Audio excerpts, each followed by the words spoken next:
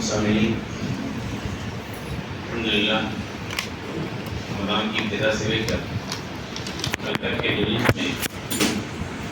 روزے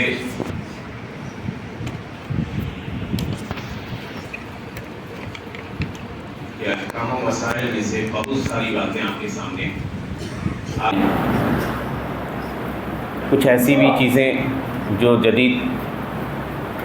دور سے تعلق رکھتی ہے ان کا بھی بیان گزرا۔ آج کے درس میں شوال کے 6 روزے کی فضیلت اور اس کے کچھ احکام کے ساتھ سمجھیے یہ درس ختم ہو جائے گا، کیونکہ آج آخری تراویح ہے اور کل میرا سفر ہے۔ نسائی اور ابن ماجہ کی حدیث آتی ہے، اللہ کے نبی صلی اللہ علیہ وسلم فرمایا ان اللہ جعل الحسنۃ بعشر امثالها عشر بشہر، کہا اللہ نے نیکی کا ثواب یا نیکیوں کا ثواب 10 گنا رکھا ہے۔ فشہر بعشر، تو 1 مہینہ انسان روزہ رکھتا ہے تو 10 مہینے کا ثواب ملتا ہے، اور شوال کے 6 دن کے روزے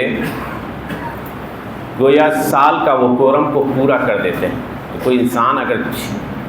30 دن رمضان کے اور 6 دن پلس ایڈ کر دے شوال کے 36 روزے، تو یہ 360 دن کے برابر ہو جاتے ہیں، جو ہجری سال کا یہ ہوتا ہے۔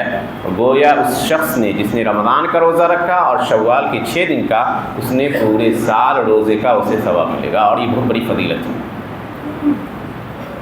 بہت بڑی فضیلت ہے۔ اس لیے کئی حدیثیں آتی ہیں، حضرت ابو ایوب الانصاری کہتے ہیں کہ نبی صلی اللہ علیہ وسلم فرمایا من صام رمضان ثم اتبعه 6 من شوال کان کصیام الدہر، جس نے رمضان کے روزے رکھے اور پھر اس کے پیچھے شوال کے 6 روزے لگائے۔ پیچھے لگانے کا مطلب کیا ہے؟ علماء نے اختلاف کیا ہے۔ کیا رمضان کے فوراً بعد یعنی عید کے کل ہونے کے بعد سے کنٹینیو 6 روزہ رکھا جائے، یا گنجائش ہے کہ انسان مہینے کے اندر مان لیجیے پہلے عشرے میں 2 پھر 2 یعنی الگ الگ حصے میں رکھے، پورے مہینے میں ملا کے رکھے؟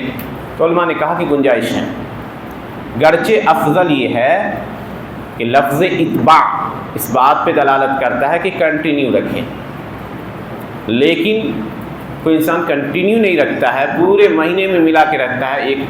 عید کے 2 دن بعد 1 رکھا، پھر 1 ہفتے کے بعد 2 رکھا، گویا اس مہینے میں اس نے 6 روزے پورے کر لیے، تو علماء کہتے ہیں کہ انشاءاللہ اسے یہ فضیلت حاصل ہو جائے گی، اور ان فضیلتوں کے ہم محتاج ہوں گے قیامت کے دن،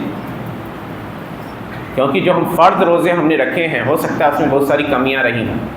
بہت ساری خامیاں رہی ہیں۔ ابو داؤد کی مشہور حدیث آتی ہے، اللہ سبحانہ وتعالیٰ قیامت کے دن کہے گا دیکھو میرے اس بندے کے اعمال میں کیا اس نے کچھ نفلی اعمال کر رکھے ہیں۔ اگر روزے کے بارے میں حساب ہوگا پوچھا جائے گا کہ دیکھو اس کے پاس کچھ نفلی روزے ہیں، تو اگر وہ نفلی روزے ہوں گے اس کے پاس، تو ان نفلی روزوں کے ذریعے فرض روزوں کے اندر جو کمیاں ہوں گی وہ کمیاں دور ہو جائیں گی، اسی لیے کمال حکمت ہے کہ اللہ سبحانہ وتعالیٰ نے صرف 1 مہینہ فرض کیا، 2 مہینہ نہیں۔ شاہ ولی اللہ دہلوی نے حجت اللہ میں لکھا ہے کہ اگر مان لیجئے کہ 2 مہینے کا روزہ ہم پر فرض ہوتا تو کتنا مشکل ہوتا ہے۔ انہوں نے خود پر اس کا ایکسپیریمنٹ کیا، کہا کہ میں نے کنٹینیو 2 مہینے روزے رکھے، یہ دیکھنے کے لیے کہ اس کا میری صحت کے اوپر کیا اثر پڑتا ہے۔ کہا کہ ایسی کمزوری اور نقاہت طاری ہوئی، آنکھیں دس گئی، گال بچک گئے، کہ عرصے دراز تک میں کمزوری کا شکار رہا، تب سمجھا کہ کیا حکمت ہے کہ اللہ نے 2 مہینے کے بجائے 1 ہی مہینہ روزہ ہم پر فرض کیا،